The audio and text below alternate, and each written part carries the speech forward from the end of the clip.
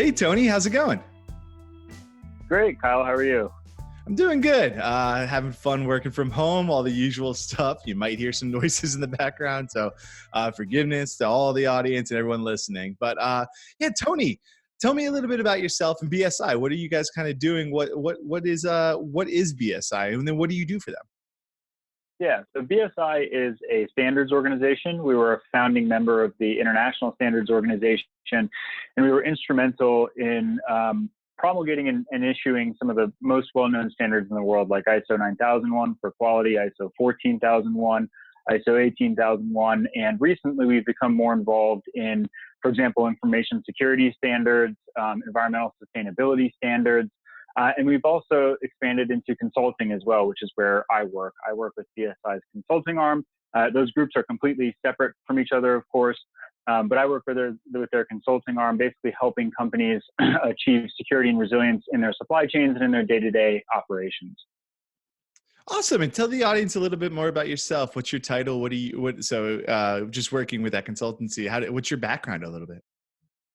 Yeah, so I'm practice director for security and resilience. So any of the consulting efforts related to security, business continuity, emergency management, I head those up. For my background, I've been working with BSI for about the past 8 years. I began basically doing intelligence for this type of work. So figuring out, where there were security risks, where there were risks to business, how those existed. Before that, I did some work in export controls, which if anybody's familiar with export controls, it's not the most exciting field. So I wanted to move into something a little bit more interesting and started working with BSI. That's awesome. Now, talking about exciting, and the whole reason we're all kind of working from home right now is coronavirus, which I'm sure zero people are escaping. In fact, if you are escaping, I'd love to talk to you, see how you did not experience this. But recently, BSI put out some recommendations for companies just to help protect their PPE gear from theft. And I did a little bit of browsing, just looking at the headlines, and we're seeing a ton of this become a serious issue. I've seen stuff from like April 22nd, where a California health worker's N95 mask and PPE gear was stolen from her car. And you're like, okay, that's someone's car. But then on May 1st, federal charges were filed for the theft of PPE gear, sanitizer, and drugs from Indiana hospitals. And you're like, okay, well, those are hospitals.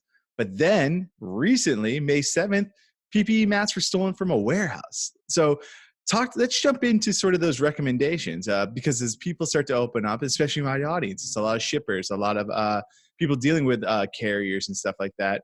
Let's talk about some of the guidance that you guys are providing to kind of help with that process. So let's jump into it. And what's the first recommendation that BSI kind of put out for protecting PPE from theft while transport? Yeah, I think one of the most important things is to plan the route out ahead of time. So first, some kind of context and background. I think, BSI thinks a lot about and investigates, researches a lot about what makes things valuable from a theft perspective. And it's not just necessarily that it's high value items like high-end electronics or pharmaceuticals. It's also how quickly you can flip those items on the black market. And recently, of course, PPE has shot up in value because there's so much more demand for those items now. So we're seeing people target those products in a way that they never would have before, because previously it would have just been, a 50-cent mask. Right. Now it's something that can fetch, 5 to 10 to 15 times that. So I think it's important to kind of understand that context a little bit. Why are they being targeted, and why are companies that are doing this type of shipping unprepared in the first place? Because they've never really had to think about, the risk of theft for their products. But one thing that companies can do is start by just sort of planning out their routes. So making sure that it's the shortest amount of time possible between point A and point B. If that means identifying, let's say it's a 6-hour journey where you're going to need a stop, for example, from maybe, a port in Southern California to San Francisco, it's a bit longer, maybe 10, 12 hours, even plotting out where those stops are going to be, and making sure that you don't stop within the first part of the journey or the last part of the journey. Because one thing that we've seen is that thieves will follow trucks as they're coming out of ports, as they're coming out of airports, as they're coming out of distribution centers, and basically try and get at those trucks the first place where they stop. So if you can make that stop, outside of the first 200 miles or outside of the last 200 miles of the route, there's less of a chance that you're going to be followed. So related to that, you also want to teach truckers to recognize when they are being followed potentially. If there's the same car that's been behind them for, dozens of miles, that's something to look out for, kind of a red flag there, and to inform their dispatch that's happening so they can inform law enforcement if they need to. Wow. I mean, so the thieves, the robbers, they're truly, I hate to throw it back to Fast and Furious, but the first one, like they know, they know what they're not superheroes, right? They're not jumping, they're not trying to chase down a submarine, but they actually kind of know these trucks. Like they kind of, how are they able to spot this? Is it just, Yeah. yeah. Well, how are they figuring this out? Yeah, so I think there's two different types of thieves. There's the kind of opportunistic thief who is just going around saying, okay, this truck might have something valuable in it. Let's bust open the back, see what's in there, or let's steal the truck. The driver left it running. Maybe something good will be in here. There's also more organized cargo crime, and it's hard to tell kind of what type this is necessarily. It's attractive to opportunistic thieves because people know that PPE is something that people want, but it also can be more organized as well. And so what people will do is they'll stake out these locations, the ports, the distribution centers and warehouses, the airport cargo areas, and wait and look to see what's coming out of there. And they'll kind of check what time those things are coming out of there. In some cases, they'll have inside information as well about the shipments that are coming in, when those shipments are leaving the distribution centers. And so that's how they usually know what's going to particular places. In some cases as well, they'll have a buyer arranged ahead of time, or they'll even take orders. They'll say, hey, you need a whole bunch of PPE. Okay, we can go find that for you. So it's a much more organized activity, I think, than people commonly give it credit for. They commonly think. Yeah, I think, I mean, the headline I read to you, like you're thinking someone just looks in a car and pulls something out, but this sounds like it's an organized team. It sounds like it's a lot more than just Joe so-and-so sees PPE. He's like, well, I need that so I can go grocery shopping. This is actual, like, what would you kind of compare it to? What type of like other products kind of usually, especially kind of the audience kind of knowing shipping, is this more like the high-end medical stuff? Is this sort of like what a $1.50 mask is sort of kind of being approached to as now in terms of cargo?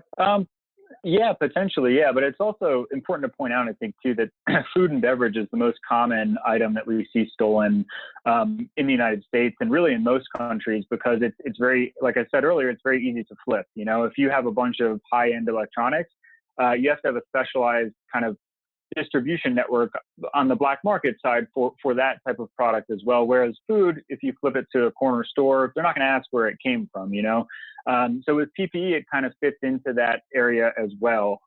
It's not something that people are going to, especially now, want to know the provenance of. And according to the hospitals that I've spoken to, or some of the buyers of these products that I've spoken to, they're getting requests from all over saying, hey, we can get you 1 million masks tomorrow. We can get you 500,000 masks next week. So they're less scrupulous than they typically would be about their suppliers of that sort of PPE. So all of those factors have made it easier for people to steal and then resell those types of products. So to me, it's kind of similar to the way that people steal food. It's something that is relatively low value typically, but fairly easy to flip and kind of turn around. So. Yeah, interesting. Let's talk a little bit about, I know there's 7 recommendations you gave, but I kind of want to talk a little bit about Sure. the final mile, and kind of, because where a lot of my audience kind of lives, especially when they're importing the stuff. What's some of the procedures if you're running a warehouse? What's some things you could be doing to kind of help the trucker along, especially as they kind of approach you and try to make this as smooth as possible, getting it into the warehouse and getting your trucker, getting the carrier moving on? Yeah, so I think from the warehouse perspective, they can do pre-departure checks for the driver to make sure that they're fully fueled, that they have enough hours left in order to drive, and that there's no kind of mechanical issues with the truck that are going to cause an unplanned stop. So they can help with those types of things. And a lot of our clients in the kind of higher end sectors do require those things, that warehouses do those types of checks prior to the driver leaving. So those are kind of the primary thing that they could do, at least from a warehousing perspective. For a final mile, if you're talking about sort of courier shipments, there's things that they can do as well, not leaving their truck unattended, except for the shortest period of time that they need to. Planning routes out for them can help as well to make sure they're not doubling back across the same locations or areas. and also using things like slide locks that automatically lock the doors on their vehicles, or in extreme cases, having door open alarms for their smaller courier vans or vehicles. And we're hearing, I know we can cut this out if it's just a dumb question, which it probably is. But Sure. have you hearing anything of it, like the VLD mandate kind of being relaxed if you're shipping PPE? Is there anything with the carriers like that? Because I'm fully aware how much truckers hate that mandate and how difficult it is that for them Yeah. with their time. Yeah, we've heard it being relaxed for people that are doing all types of essential services, so not just PPE.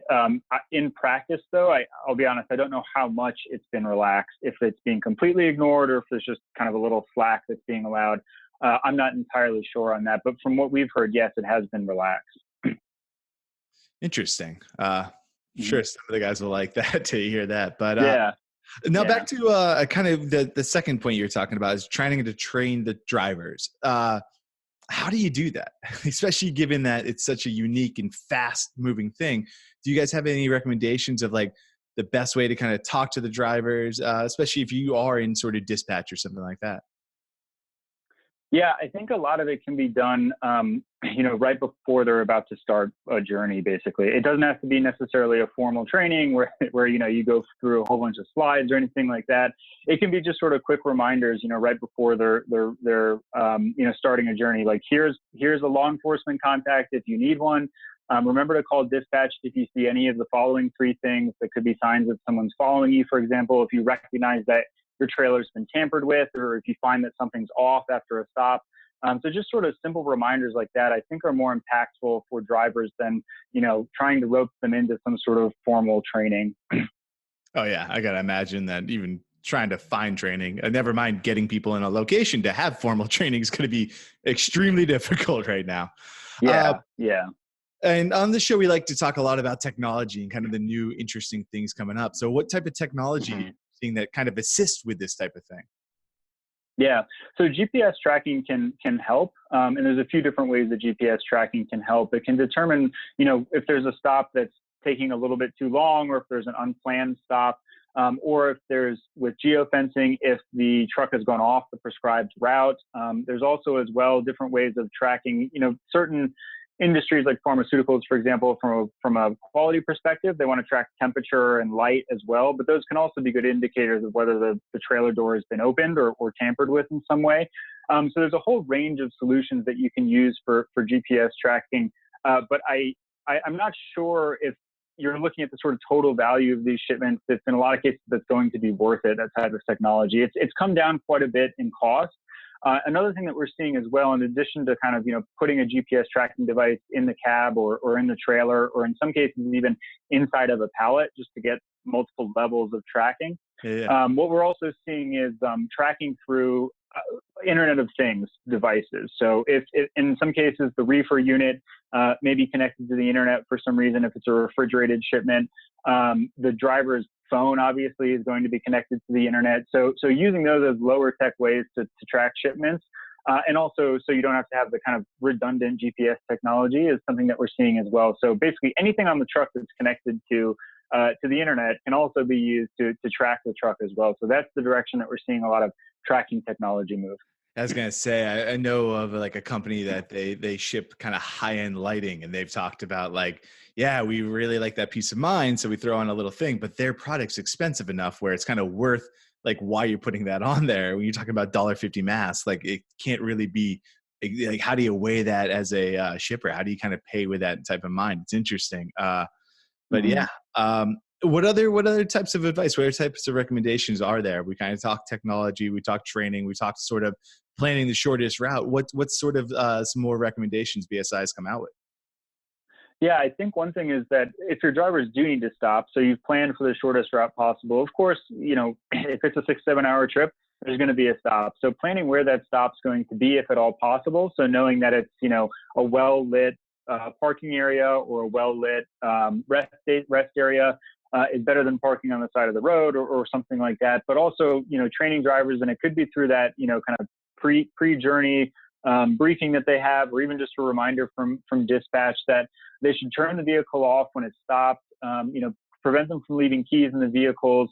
And if they do leave the vehicle, lock all the doors and lock all the windows, close the windows so nobody can get at that shipment. And then once they're done with that stop, they basically do a quick walk around of the truck and trailer to see if there's any signs of tampering, if it looks like the back door has been opened or anything like that. There are a surprising number of thefts that occur when a driver just leaves their vehicle running and someone hops in the truck and drives off with it. So Yeah, that's going to be a stinger when you're sitting there looking at that. Yeah, it's super interesting because you're thinking of it as something that like a driver never thinks twice. It's like, oh, I'm hauling easy stuff. It's lightweight. It's gonna be great. Like it's gonna be easy to move and whatnot.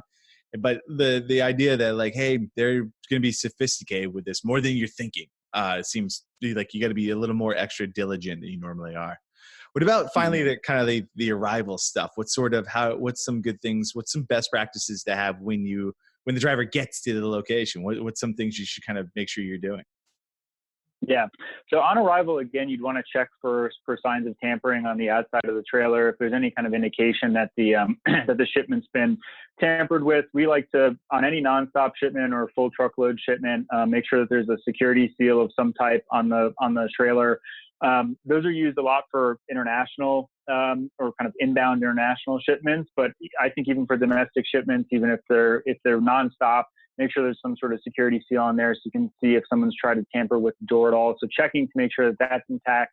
The other thing too is just making sure that all the stuff that's supposed to be there is actually there. So a carton and piece count with procedures in place. If there's some sort of discrepancy, either checking with the driver and checking, those piece counts, carton counts, and product numbers, product IDs, basically against the manifest or bill of lading. Absolutely. I mean, that's it'll be interesting though. I hear a lot about the whole contactless kind of movement everyone's trying to go for, and how do you kind of manage that in this world? I mean, this is just off the cuff, but is there any kind of recommendations you guys have with that? Because I already hear a ton of like, go electronic, like the driver shouldn't even have to leave. You do like no touch delivery, all that type of stuff where the driver's not getting out of the cab at all. Is that, how do you kind of manage all that stuff? Yeah, that's one thing that we've heard, especially very recently, is that you want just sort of less contact in general, and you want to be able to control kind of who's coming into the facility because you don't know who could be sick, that kind of thing. Right. But yeah, I think that that's definitely probably what the future looks like. For now, I don't know if that's been implemented widely enough to kind of make a difference really. So I do think that doing some of those kind of manual checks can still make a difference for now. Yeah, absolutely. In case, well, I mean, like you say, everything's changing, right? Everything's happening day by day. And as like a standards organization, you guys must be having a blast. I know I came from a standards organization. I get how hard it can be because you're like, it's happening too fast right now. Like the whole idea of getting all the information, putting it out. But what's some additional resources someone could kind of get from you? Where should they be looking, especially from BSI and Utah? Yeah, so BSI has some of this guidance on our website called Screen. So Screen is a subscription service that provides information on different types of supply chain risks, including theft. So we talk about the areas where theft is most likely to occur, the products that are most likely to be targeted by theft. And because of the COVID crisis, we've made any information that's related to COVID-19 and coronavirus available for free on the site. So we can send through basically some information about where to find that particular site. From a standards perspective, interestingly, there's not really a whole lot of standards, or at least formal ISO standards for in-transit security. But the one that does exist, there's an organization called TAPA, which is the Transported Asset Protection Association. And it started as a group of kind of electronics manufacturers, then started including pharmaceutical manufacturers as well. And they produce standards for in-transit security. So if you want very, very, very detailed, highly prescriptive sort of recommendations for things like GPS tracking and how to secure a trailer while it's in transit, the TAPA standards are a good place to start as well. And they've just come out with their new 2020 version of the standard. BSI as well, kind of as we're seeing things develop, we're putting out different pieces about different aspects of the coronavirus crisis and supply chains. So everything from sourcing to logistics to kind of governance and oversight of security in the supply chain. We've got pieces coming out regularly, so you can check BSI's website for that type of information as well. It's going to be vital. I mean, it's like you get manufacturers that have never been producing PPE and being like FEMA reaching out to them and say, let's go for it. So like you're going to have these so much lessons learned and so much stuff like that. So BSI and all these other opportunities, all these other resources out there is something that someone should absolutely be paying attention to.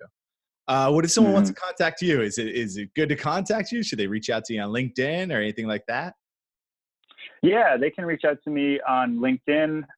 They can also reach me at my email address. It's just tony.pelli@bsigroup.com. So we have a group of consultants both here in the States and also over in Europe who help companies with these types of issues all the time. If they're seeing thefts of their products, if they're seeing, diversion or gray market selling of their products, black market selling of their products, we help them out with those types of issues as well. Help them put systems in place so they can avoid those types of problems and recommend what types of security technology they could use to help deal with those types of issues. Hey man, black market for PPE gear. Who would have ever thought that was going to be the case? Who would have thought? Yeah. I mean, seriously, if you had told me in January that this is what I would be spending my time thinking and talking about, I would have been like, that's crazy. No way. No way. Well, it's our new normal. Tony, thanks so much for joining me today. Yeah, thanks for having me. Absolutely. Have a great day. Thanks, you too. And that's our show. What was something that surprised you regarding PPE theft? Let me know in the comments section. I'd love to know what the audience thought. In the meantime, subscribe and share our show. Thanks for watching Consulting Logistics. I'm Kyle McNaught. Rock and roll.